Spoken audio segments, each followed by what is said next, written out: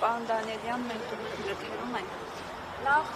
ձեր կարծիքն եմ ուզում իմանալ, ինչ ակնկալիքներ ունենք կոնկրետ վատարանից եւ պարոն Դանիելյան, ինչով էր պայմանավորված Նիկոլ Փաշինյանի այսօրվա այդ ելույթը ազգային ժողովի անունից, եթե ներկայ նաև ընդդիմությաններ ուղղված, որ հաջորդ խորհրդարանում չպետք է լինեն, աղը հայտնացել եք։ Ակնկալիքները անկեղծ ասած մեծ չեն, գիտենք, որ Հայաստանում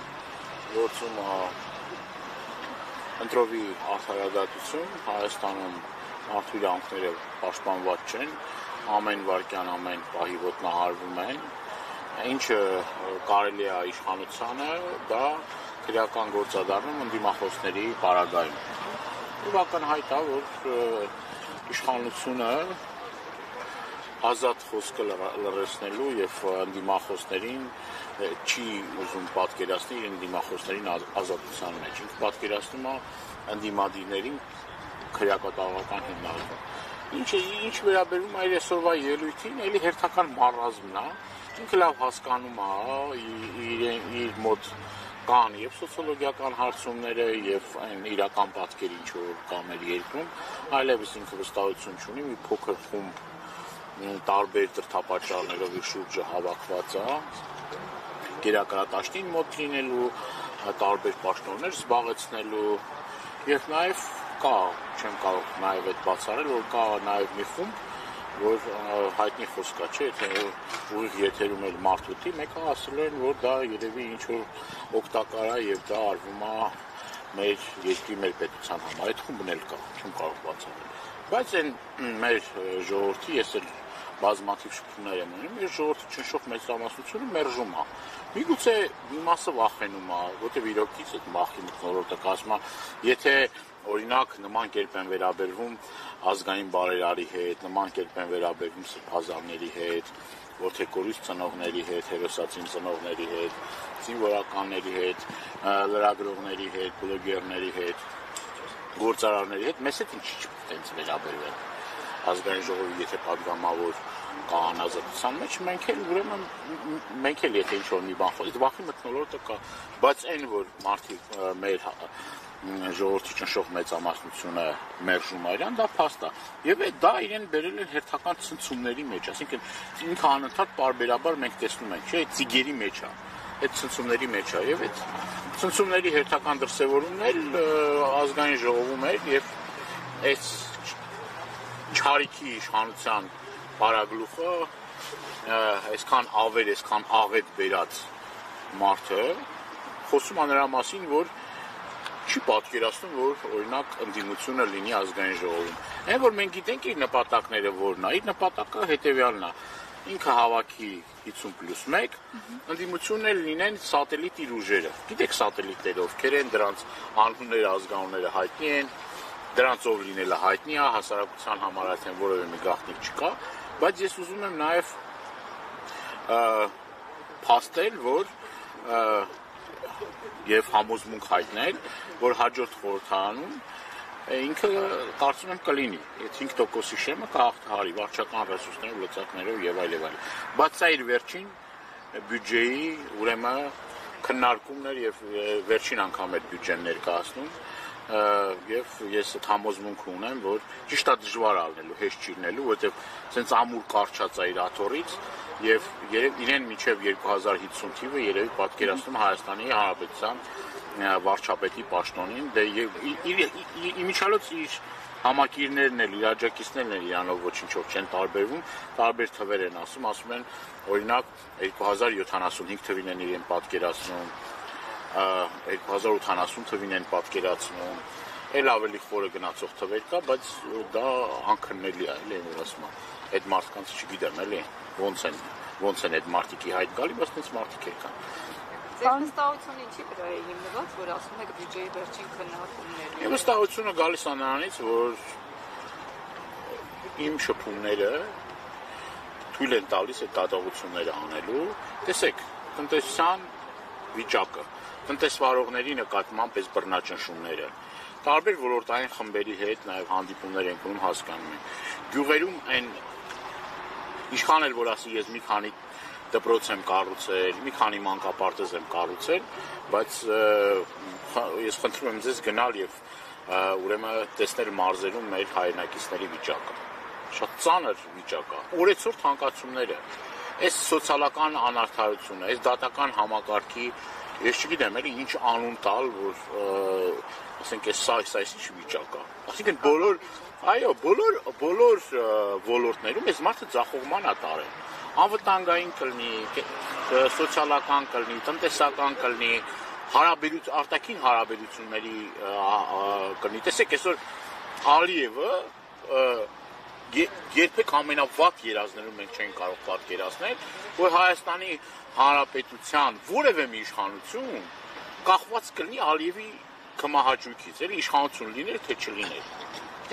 Դա ոնց կարա հայ մարդը ոնց կարա հանդուրժի։ Հայի տեսակը ոնց կարա հանդուրժի այդ ամեն ինչը։ Անընդհատ զիջումներ, անընդհատ տալիս է, ասում է փառավոր հաղթանակ ենք տալիս։ Հանձ նման ասում է Ժողովուրդ ջան, դուք մի տեսեք է, որ դա վատ բանով մի տեսեք, ասում է։ Հանձնել ենք, ասեք, չէ, ինքը չի ասում հա։ Դե սահմանազատում ենք արել օրինակ, տարածք ենք ստա։ Ինչ հա ստացել։ Այսինքն բացի զիջելուց, բացի աշխարհակաղակական կենտրոնների Հայաստանի Հանրապետության տարածքում այդ բախումներից եւ դրանից բխող բոլոր բացասական հետևանքները ինչ են ստացել։ Ցորեն 4-րդ կարգի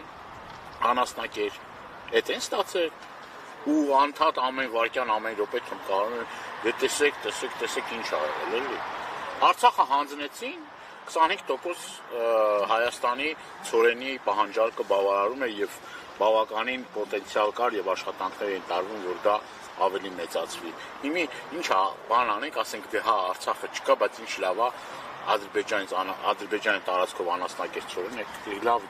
ոնց կարա հայ մարդը դա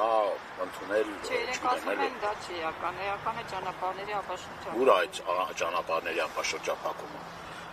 Հայաստանի Հանրապետության որ ճանապարհն է ապաշրջապակվել։ Որ ասեք ես էլ իմանամ այդ ճանապարհը որտեղ ապաշրջապակվել։ Ոչ մի ապաշրջապակում էլ չկա, հակառակը մենք տեսնում ենք, որ նաև 3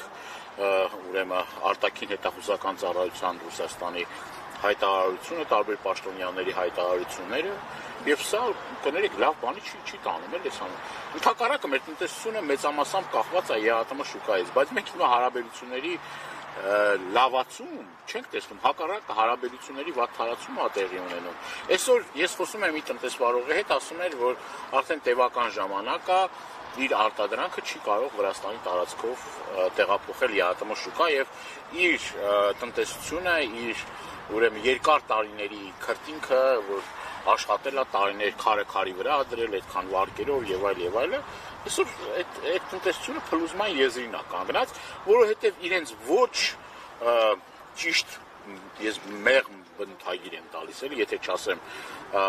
հիմար քաղաքականության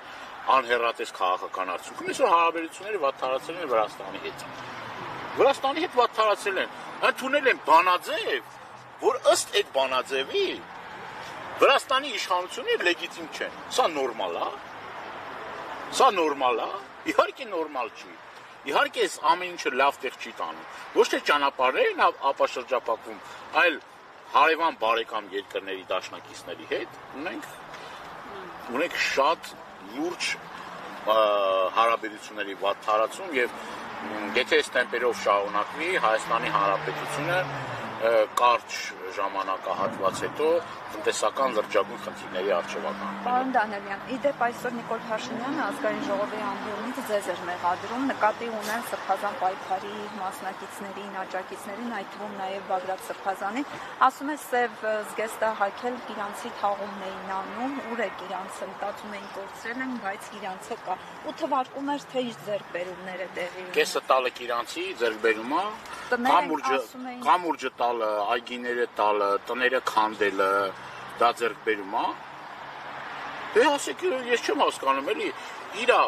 փսիխիկան ես չեմ հասկանում, էլի ես չգիտեմ, հատուկ իրան մարդ է պետք որ հասկանա, ես միգուցե չեմ կարողանում հասկանալ, ոնց կարա տարածքներ հանձնի եւ դա համարի ձեռքբերում։ Եվ եթե ինչ որ մարդիկ էլ կան